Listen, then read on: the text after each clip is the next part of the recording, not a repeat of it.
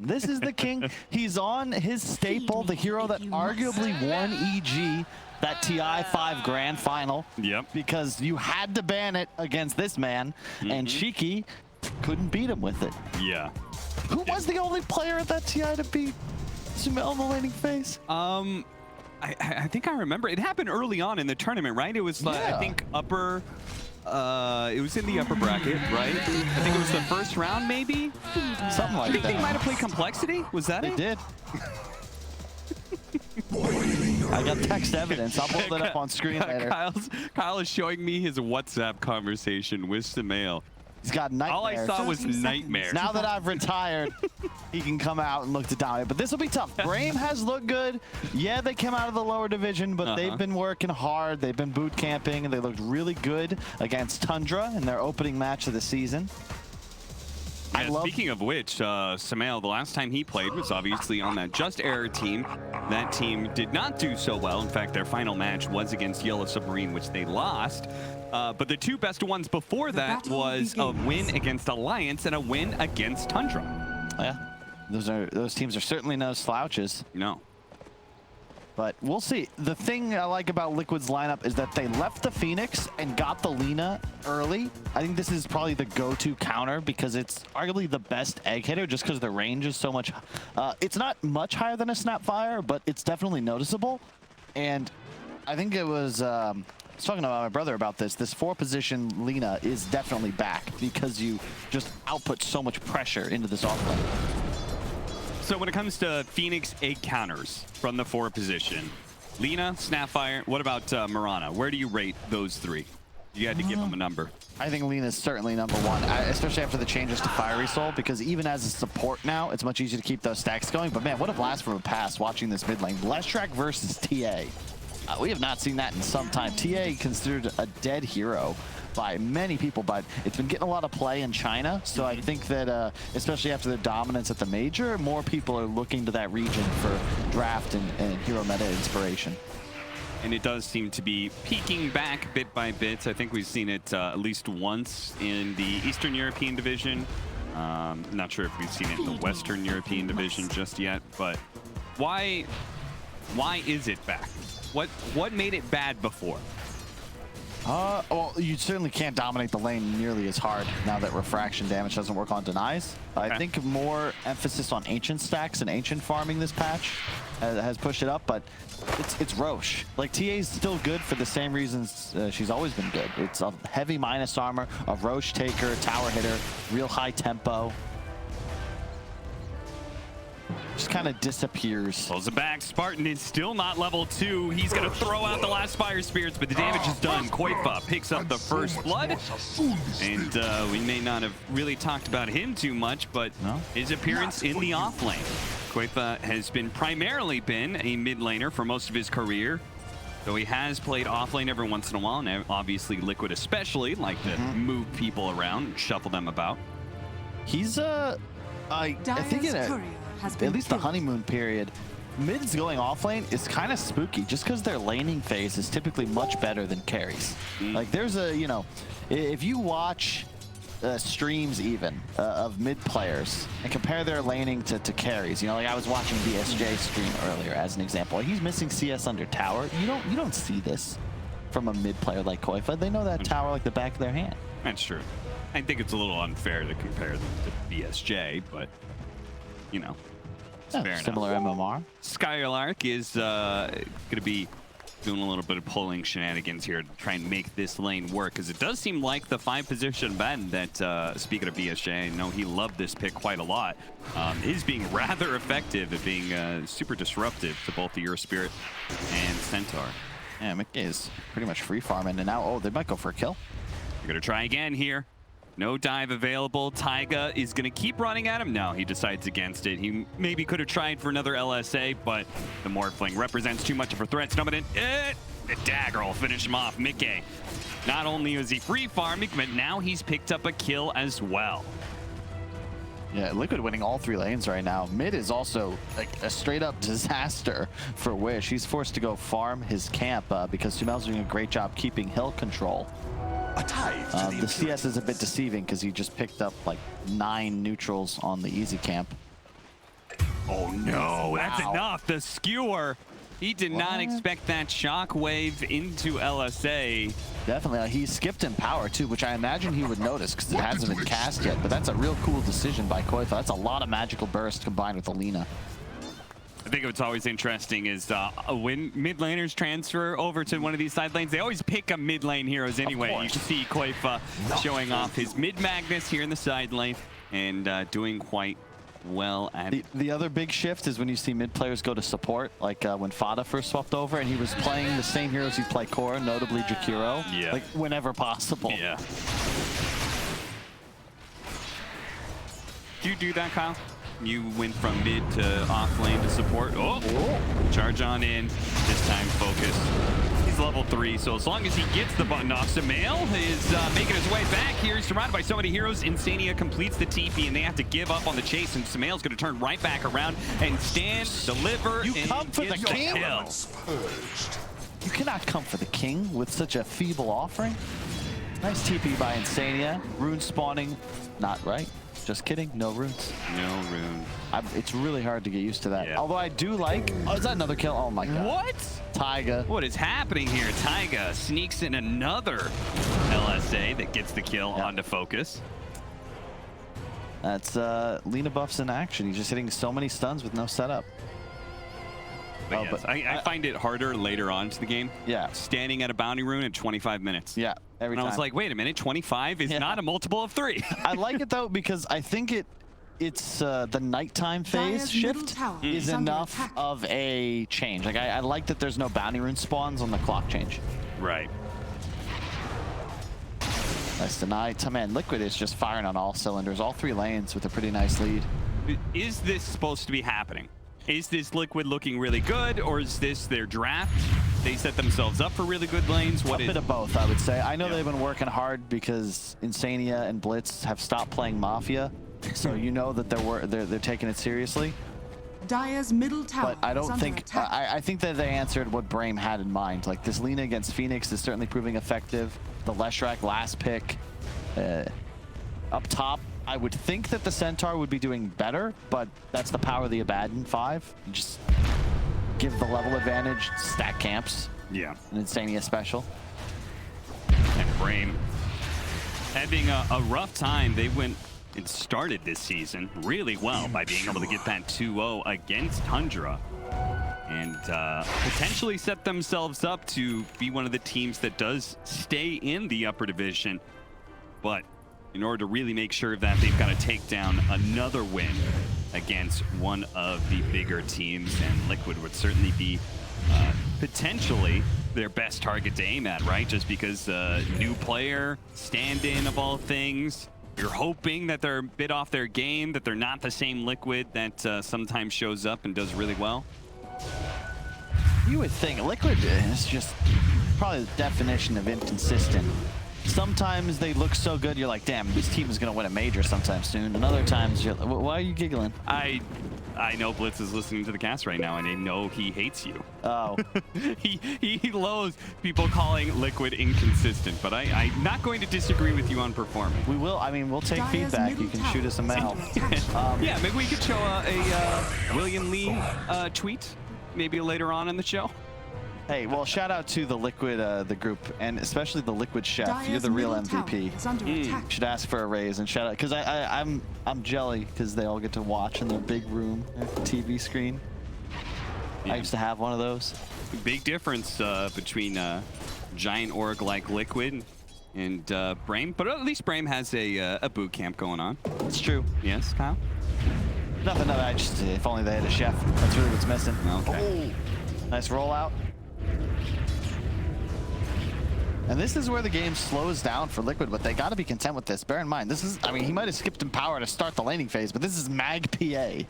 Like, this is unbelievably strong at scaling. They've got tons of stun lock on top of it. I love playing Mag with Lina because a 2-man RP, you get a double RP off of it because the Lina stun's always going to land. And Brame really need more momentum. Their TA specifically has got to come online quick. They need that mid tower. They need Roche. I like what Wish has planned. It looks like he's going to be rushing the Blink Dagger. but I don't agree with 3 points Blade if that's the route. I think that the Blink build's most effective with max meld at that same timing. Would you say that Insania kicked up, couldn't quite put him on top of the cliff there, but he's still going to be run down. Insania probably thinking, worth it. 3 heroes here. I still got the last hit on the ward for 135 gold, and Mickey now knows that he should probably play a bit safe. Is under attack. Illusion. Would you say a lineup like Brames, the fact that they've got like 2 cores, this Morphling and Templar Assassin, that it is important for lanes to go well, right? Because both of your cores can't default to jungle. I mean, look at the issue is that Morph has just thoroughly been dumpstered, and really more than the TA, that's your win condition, especially with an Earth Spirit. We've seen teams in Asia first to Morph ES for this reason, for the double Spirit roll-in and just an unbelievable amount of stun lock potential. Nice play from Sumail, just backed up by Insania on a bad and easy pressure on the tier 1. Is under attack. Does a hefty amount of damage. You're getting bottom for free as this occurs. This is the trouble when you lose one lane so hard. The entire rest of the game, your whole squad has to play catch up, and they bleed out advantage in the lane that is now abandoned. It's not just the Koifa Mag free farming. Taiga's also free to stack the farm. He has TP ready if they try to dive top. So it does mean that Brame is going to have a lot of pressure on, I think, this man right here, Skylark, the lane that did go well, and he is also the playmaker. Our TA still needs that Blink Dagger, as you were talking about. Skylark's got to be able to exert some pressure somewhere on the map. Yeah, the trouble is you saw Purge give that breakdown of why minus armor is less effective against Vanguard, but that's for the early phase of the game. This Deso timing is going to be very quick, and it actually works against you that you have this Vanguard instead of plus armor once PA's minus takes you to negatives, which it will do once he hits that tower. Silence going off, immediately removed by the Aphotic Shields, and we're getting a good old classic 3-on-3 mid lane. Both teams posturing to try and take the mid tower. That is not going to be enough, and now Spartan just goes ahead, goes for the dive, the jump in, Liquid turning around to go for the kill onto the egg, and they will manage to do so, but they lost Taiga in the process. 1-for-1 exchange with the Stampede going off, getting Wish out of that stun, but unfortunately for Stomanen, Mickey shows up a 4th member into this. Skylark's got to get out of here. He's in trouble. 1 for 2, maybe even a 3rd, but Skylark proves to be a bit too tanky. Oh, Koifa missing the RP. Wish barely managing to blink away just in time. 2 near-death experiences there for Wish, but he survives through them both. That was wild. Yeah, that would have been a huge kill. You saw Liquid. Koifa called out that he had the RP, but the blink away just in time. They repositioned to the river, expecting the skewer down. That would have been 100% an execution of the TA, but he actually saves his Centaur too by juking that, because they could have also continued. I believe Sumail was in Yul's range, would have been able to follow up with the stun quite easily, but alas, I think if the Phoenix Egg maybe let the dive swing you back just a little bit, if you get that egg off, I think that's a much more decisive fight win. And here's the TA strength, just farming the Ancients. Done very well for himself. The only camp stack being by him. And he's managed to claw himself to the top of the net worth chart by quite a hefty amount. Skylark, though, second in net worth for Brame, is going for a desperate TP out, but it will not be successful. Have fallen before me. That was all Fairy's Trinket right there. That little bit of extra damage thanks to the spell damage and mana cost reduction. Absolutely broken tier 1 item, especially on a hero like Leshrac, plus the 100 health, because why not? Yeah. You'd probably still have it equipped, but take the health anyway. 3d8, a 3,000 net worth lead for Team Liquid right now, and feeling good? Feeling good, and not too much pressure. Would you say on them? This is chill. I like the way that they're utilizing their positioning around the map. Like Insania, you know, Sumail, he hasn't played professionally in a while, so Insania is doing a good job holding his hand. You know, don't worry about it. You might get ganked. I'm here. I got the heals. I got the shield, and they're also defending the most valuable area of the map. I like how they're both teams have a similar concept here, which is they are putting the hero in mid lane that can solo pressure the tower, and it forces response, right? You kind of always have to have somebody standing there, otherwise your mid tower is just going to die to retaliation or And this is the right move from Liquid. Just get the smoke around, collapse on this mid tower. Every team will tell you this is the most important objective to take in Dota 2. They want the Phoenix if they can. That effectively removes Braim's. The smoke's gonna break, and look at this defensive ward they have. They know, but they also know where the Phoenix is. They managed to get the skewer, a two-man RP the roll in, but Snowman can't stop this damage that flows through. Sumail gets the double kill, may get the tower. Immediate buyback from Spartan, but they still can't take the fight. After all, they lost their core centaurs, so even with the buyback, they're just gonna have to walk away. Really great job there. Shout out to Taiga. Excellent stun. Picks the spot where he expects the Phoenix to be. I think they saw him on the high ground vision, and at least they saw him move into the trees, so a bit more than a guess, but either way, nice setup. Point for then the skewer to grab the double RP, and this is the trouble, is that right now, Braim, they don't have the team fight to answer a blink RP. There's no real counter initiation. Sure, you can roll in, but the actions from Liquid are going to happen far too quick for you to be able to make a proper defensive posturing. Like, how do you respond? There's no interrupt on the Lesh stun, which means all these heroes are dead.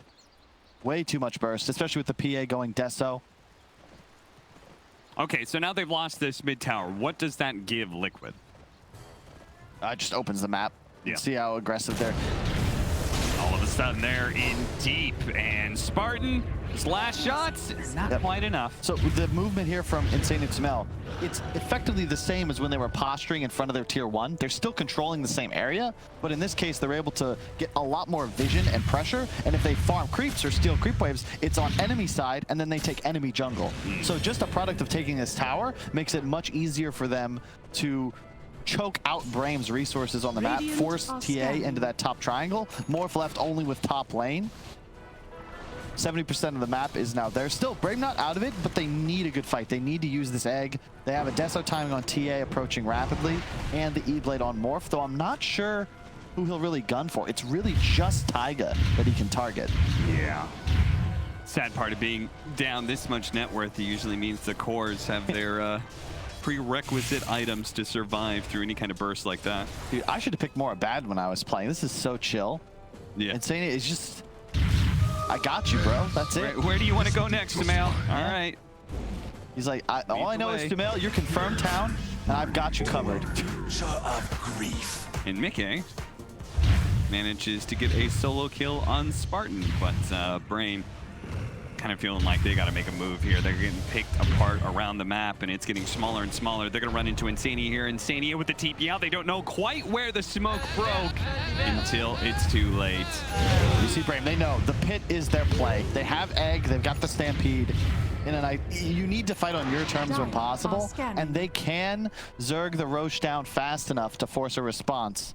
But it's very cautious. You can see the scan comes out. Like, Liquid are very aware of the script that this game will play out.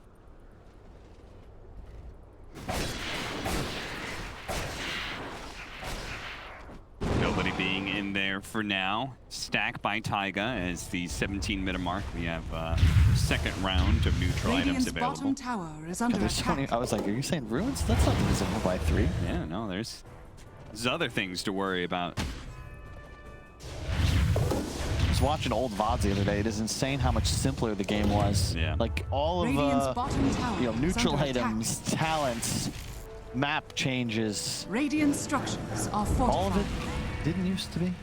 And one thing that actually made the game somewhat simpler, in a very small way, was stats being taken. Now that's another option you have. Why not? Skylar, he may be tanky. Can he survive through all this one? The Stampede, they're trying to burn out with a little bit of sun ray to help him, and he's just barely getting away out. He's good. Koifa, the shot coming in from him, but the mid-score helps protect him. Braim, explosion from the egg, and that's going to be a big one. But her RP goes out from Koifa. A 3-man nuke with a 2-man kill from Taiga, which turns around and delivers some damage on his Sumail. Just enough to be able to get the kill. Stroman gets out with his life, but Liquid claimed the fight around Roshan, and there's a double damage sitting there for Mickey to do Roshan. That was so sick from Koifa. Barely escapes, comes back in, 3-man RP. Love the confidence as well from Sumail. He's low. You're going to watch him posture so that he's in a position, always at the front of the team fight, trusting in Insania to keep him alive, and that 3-man stun is what actually confirms those kills. Don't have time back into it, though. He tried to go for a cheeky Aegis steal. Sadly, his timing was a bit off, and as a result, 4-15 now, 7,000 net worth lead for Liquid, and now an Aegis on Mickey. Oh my god. So the DD helps, but that's minus armor against a hero that only has the 10 armor. He even has a casual ring of protection. The trouble is, like, Vanguard, yeah, it blocks 70 damage, but that becomes less and less impactful when PA crits start getting into the 4 digits. Yeah. Now they're taking their ancient stack. Like, this is the nightmare for Brain. They don't get the Aegis. And now Liquid can operate with that kind of confidence and play inside your triangle. Now you've got a TA and Morphling who don't have simple, good areas to farm. As you can see, them scrambling around here. Liquid making a push forward with that Aegis. They're going to roll in. They go to the back line. They immediately execute Taiga and might be able to catch Koifa as well. No, they decide he's a bit too tanky. They want to get away from Mickey here. If possible. He's going to be the victim. Mickey's assault in the back line, though. They manage to catch Sumail. Sumail moves forward, and Skylark immediately catches him out. A buyback coming in from Stoneman. They see this and say, Liquid only have 3 here. Even if it's an Aegis, maybe we can still do something. Apparently, the rest of the team disagrees, though, with Stoneman's assessment. That's the second support buyback for a fight. Like, Brain's just a little too itchy on the trigger. I understand why you want to get back into the fight, but there's no mid tower. There's nowhere for you to go, and without an Earth Spirit, no Stampede, Brain legitimately have no catch. So Liquid can pretty easily just disengage. There's nobody forcing them to stay in melee range. To be fair, which would you rather have, though? A person who is a little bit too eager to use their buyback? You got to buy back. Yeah. You know, it's better to err on the side of buying back than not doing so. Even you go to like the one game OG lost to TI9. You know, Ana, my bad, because he just didn't buy back on Spectre. Yeah. They throned him. Like, oops.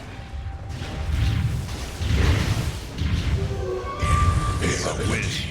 He needs that item real badly, BKB. So it's a good thing they got a little skirmish that sort of went their way. Found themselves a bit of map to farm on. Yeah, the curious thing is this TA pick, because I don't really consider it a counter to the PA. You need an MKB, but the trouble is, as a Templar Assassin, you blink Blink Deso BKB as core items every game.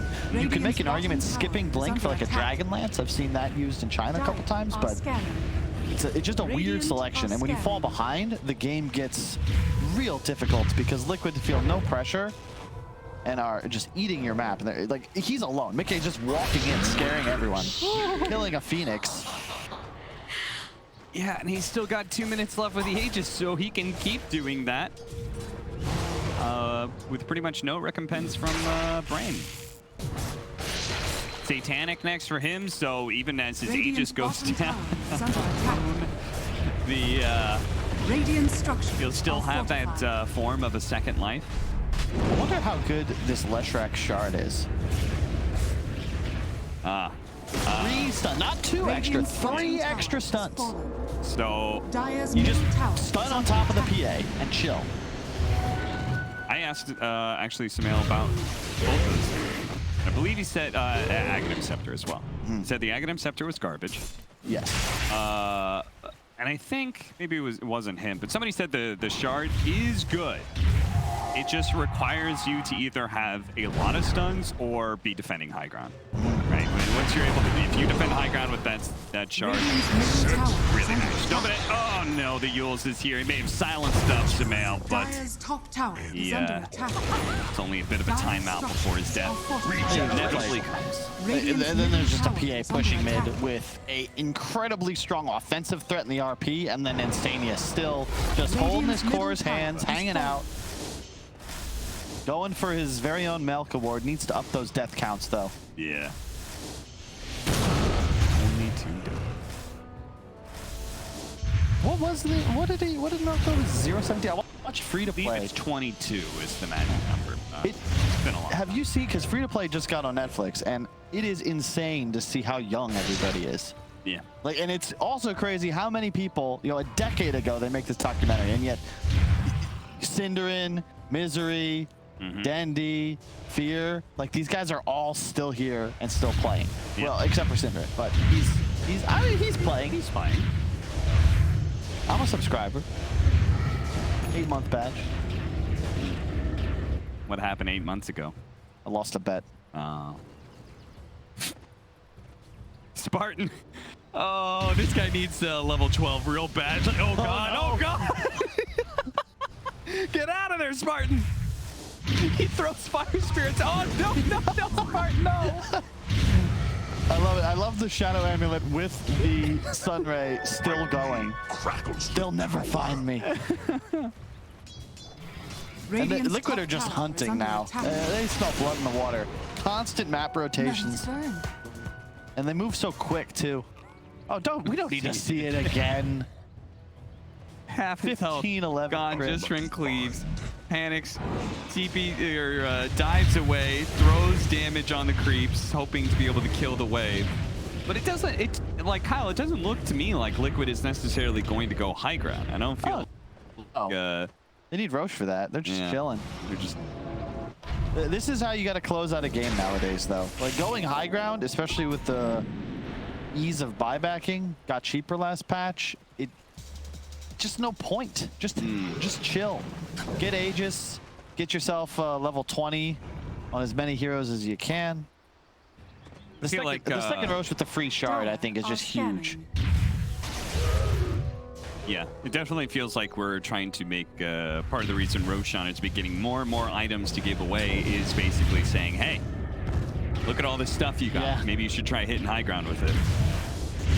It forces you to fight around the pit as well. It's another reason I think you've seen so much PA, so much Slardar's coming back. This minus armor concept might not work on buildings necessarily, but on Roche. Wish it's a good idea. It's one way to be able to try and split push a lane. Just laying traps everywhere, but Insania with a very early gem pickup has been finding all of those, and now he's gonna find Spartan. Spartan canceling the sun ray, but he can't get away from Midday. Tygo, what happened to you? What happened? Yeah. Wish must have tapped him. Yeah, Focus gave him the old shotgun. Well, they have a BKB on TA. That's helpful. The trouble is that right now, love Mickey's itemization. The Satanic build fell off a bit, but you know, with a mag, you don't need Battle Fury. You get the status resist, you get survivability. He's now not a target. Leshrac has a Yules. They have a Baden to prevent burst. And really, the trouble with Brame's draft is that both of their carries are burst centered. They don't really have sustained DPS. And when you have an RP and a shield, it's pretty tough to confirm a kill on a core. Especially when they're this tanky. They know, and they're going to be able to find Taiga. 1 stun, 2 stun. Deadlina is the outcome. Radiant's top tower is under attack. The other side of the map, Liquid will take a final tier 2. I assume. Maybe not. Maybe they're a little scared. Playing it safe. Sumail's coming into the top wave, though. So they're probably just going to wait for him. You don't want to be too aggressive. Roshan is spawning in 5 seconds, so a throw here would be catastrophic. Yeah, good opportunity for Brame to be able to take this game back. You got to take some risks here, and maybe it's a good opportunity for them to 5-man just kind of run at Liquid and see what happens. Wish is very low on mana, though. He's got to be cautious here. Yeah. He's got enough for a refraction, not even a melt. He has the shard. Did we talk about that yet? No. It is not great. It replaced, there was a talent that increased your trap count, if I'm not mistaken. Yeah. They put it on the shard. It also silences now based on the trap duration. I don't know how effective that'll be here.